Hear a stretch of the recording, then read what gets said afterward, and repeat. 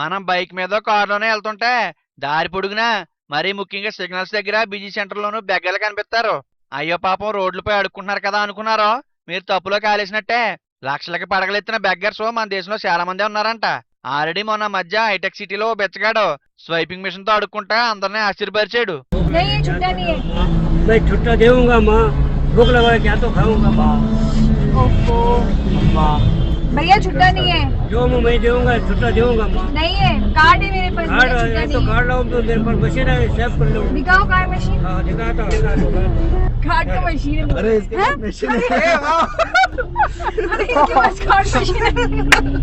ఇదిగో ఇతను చూసారా, భారత జైన్ అనే ఇతగాడో ఇండియాలోనే రిచెస్ట్ బెగ్గరు. 49 ఏళ్ల వయసున్న ఇతనికి ముంబై పెరల్ రీజియన్ లో 70 లక్షలు విలువ చేసే అపార్ట్మెంట్లు 2 ఉన్నాయి. నెలకే ఇతని ఆదాయం 60,000 పైమాటే. ముంబై చార్ని రోడ్ దగ్గరలో బెచ్చమెత్తుకునే కృష్ణకుమార్ అనే బెగ్గరకి 5 లక్షలు విలువ చేసి ఫ్లాట్ ఉందంట.